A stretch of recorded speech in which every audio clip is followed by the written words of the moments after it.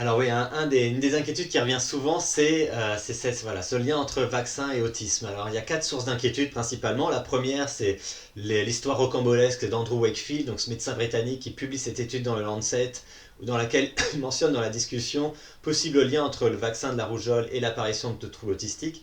Alors bon, il se trouve que ces données, une, ne testaient pas du tout cette hypothèse. Deux, elles étaient créées de toutes pièces, il était coupable de fraude, il n'a pas respecté les procédures d'éthique et il avait aussi des conflits d'intérêts énormes non déclarés. En fait, il avait été payé pour créer cette étude de toutes pièces. Bon, bref, il y a eu une enquête, cette étude a été rétractée, il a été banni de l'ordre des médecins et aujourd'hui il gagne sa vie en faisant la promotion de documentaires anti-vaccins. Mais bon, en attendant, les médias se sont emparés de l'affaire et ça a soulevé énormément d'inquiétudes. Par la suite, il y a eu énormément d'études épidémiologiques mises en place par différents pays et aucune d'entre elles n'a trouvé de lien entre le vaccin ROR, donc rougeole, oreillon, rubéole, et l'apparition de troubles autistiques. Donc il y a eu des méta-analyses, il y a même des méta-analyses de méta-analyses, tellement il y a eu d'études faites par des chercheurs indépendants dans différents pays. Elles ont toutes conclu à l'absence de lien. Donc a priori, on peut écarter cette inquiétude. Et une deuxième inquiétude, celle-là, est un peu plus vicieuse parce que c'est ce lien cette confusion entre corrélation et causalité. En fait, la plupart de l'apparition des premiers troubles autistiques va apparaître des premiers symptômes va apparaître entre 1 et 3 ans, le moment où les parents vont détecter les premiers symptômes, et c'est aussi le moment où le bébé va recevoir énormément de vaccins. Donc, vu qu'on vaccine des millions d'enfants de par le monde, il est assez probable que parmi les enfants autistes, il y en a beaucoup qui ont été diagnostiqués peu de temps après qu'ils aient reçu quelques vaccins. Et ça, voilà, c'est juste une corrélation et c'est un problème, un vrai biais cognitif qu'on a. On a tendance à vouloir euh, associer les deux en fait. Mais c'est pas parce que deux événements se produisent plus ou moins en même temps qu'il y a forcément un lien entre ces deux événements.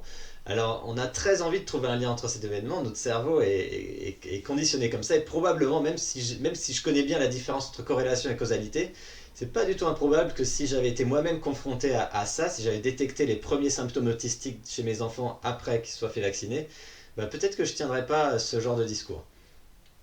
Mais bref, donc ça c'est un biais cognitif dont il est très difficile de se défaire. Mais, euh, mais voilà, donc c'est cette corrélation. Alors pour peu qu'en plus on soit particulièrement vigilant après que les enfants soient vaccinés au changement de comportement de notre enfant, ça augmente encore plus cette tendance à imaginer un lien entre les deux. Et en plus, il y a énormément d'anecdotes, d'histoires, de témoignages sur Internet qui vont conforter, confirmer nos soupçons, nos inquiétudes. Donc voilà, ça c'est une autre source d'inquiétude contre laquelle il est assez difficile de se battre. Bon, faut bien se rappeler cette différence entre corrélation et causalité. Voilà, les deux autres sources d'inquiétude, elles sont liées aux adjuvants. Là en particulier le mercure et l'aluminium. Alors pour ce qui est du mercure, c'est un adjuvant qui est utilisé pour voilà, préserver les vaccins. Et il y a eu énormément d'études pour tester un peu ce lien entre la quantité de mercure présente dans les vaccins et l'apparition des troubles autistiques. Alors la quantité de mercure, bon, elle est infime et il se trouve qu'il y a eu énormément d'études, des méta-analyses réalisées par des chercheurs indépendants qui concluent toutes à l'absence de lien entre la quantité de mercure dans les adjuvants et l'apparition des troubles autistiques. Pour ce qui est du dernier point, l'aluminium, là c'est beaucoup plus conflictuel et complexe. Alors, bon, ce qu'on peut dire, c'est que pendant très longtemps, on n'arrivait même pas à détecter la quantité tellement infime d'aluminium dans le sang après une vaccination. En fait, l'aluminium, c'est un adjuvant des petits sels d'aluminium qui vont créer une petite inflammation dans le muscle pour stimuler la réponse immunitaire. Et l'aluminium a tendance à rester en fait dans le muscle, donc voilà, on ne détectait aucune trace dans le cerveau. Alors c'était des expériences faites notamment sur des animaux. On ne trouvait aucune trace de l'aluminium dans le cerveau. Alors plus récemment, là, c'est une étude publiée dans une revue internationale, la communauté de lecture en 2018, donc c'est assez récent, qui met en avant les problèmes méthodologiques qu'il y avait dans ces extrapolations entre ces études animales et ce qu'on pourrait en attendre chez l'homme, et en particulier d'arriver à mesurer correctement, à prendre correctement en compte l'immaturité de la barrière hémato-encéphalique et rénale des bébés. Donc en 2019, il y a une étude qui confirme l'absence quasi totale d'aluminium dans le cerveau chez les adultes, après des vaccins chez les adultes, mais chez les enfants, il y a encore une petite incertitude. Et il se trouve qu'il n'y a pas eu de grosse étude épidémiologique, étonnamment, qui aurait suivi un lien entre l'exposition à l'aluminium et l'apparition de troubles autistiques. Donc il y en a eu pour le vaccin ROR, qui, après l'affaire Wakefield, qui ne contient pas d'aluminium malheureusement. Il y en a eu pour le mercure, mais il n'y en a pas eu pour l'aluminium, étonnamment. Donc ça, il reste cette petite incertitude. Alors pour rendre le débat encore plus confus, il y a eu énormément de petites études de très mauvaise qualité, parfois publiées dans des revues pirates, et d'ailleurs des deux côtés du débat, qui rendent le débat encore plus confus. On a aussi eu une série de petites études sur des souris qui montrent que dans certains cas, il y a des macrophages qui peuvent récupérer un peu d'aluminium dans le muscle. Dans certains cas, ces macrophages peuvent euh, passer la barrière hémato-encéphalique. Dans certains cas, ils peuvent libérer euh, l'aluminium dans le cerveau, ce qui pourrait parfois provoquer des inflammations, des petites neuroinflammations, qui pourrait peut-être, on n'en sait rien, mais peut-être aggraver des symptômes autistiques. En fait, voilà, donc toutes ces études, ces incertitudes rendent le débat encore plus confus, encore plus conflictuel. Et voilà, il y a 2 revues Cochrane là, qui sont en cours, qui sont des revues de littérature assez respectées dans la communauté scientifique, qui sont en cours pour essayer de faire un peu le point. Et bon, moi, j'espère qu'elles vont lancer un appel pour des études épidémiologiques sur la question, d'autant qu'on a les données qui sont disponibles dans les systèmes de pharmacovigilance. Alors, voilà, alors est-ce qu'il faut être inquiet malgré tout? Bon, ce qu'on peut dire, c'est qu'il y avait pas mal d'études qui ont mesuré la quantité de cerveau, la quantité d'aluminium dans le cerveau de personnes autistes et de cerveau de personnes neurotypiques. Elles ont pas, dans les 2 tiers des cas, ils trouvent aucune différence.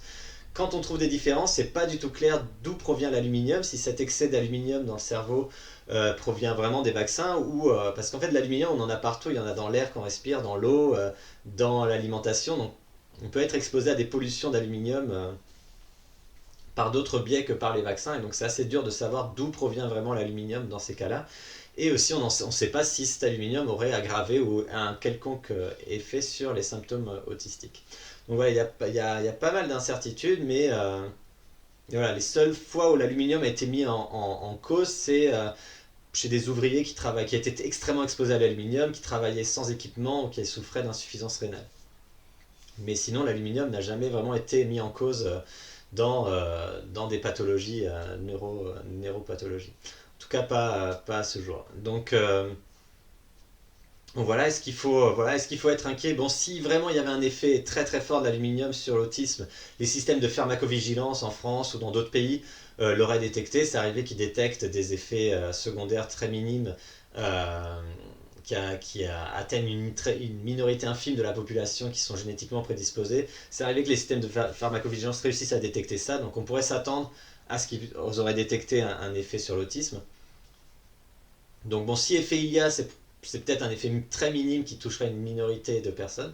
Mais voilà, bon, en attendant, euh, la balance coût-bénéfice, risque-bénéfice, continue à pencher en faveur de l'aluminium. C'est l'adjuvant le plus efficace dont on dispose. Est-ce qu'on est prêt à passer à utiliser des adjuvants moins efficaces qui rendraient des vaccins moins efficaces, qui augmenteraient l'apparition de tout un tas de maladies, peut-être des épidémies?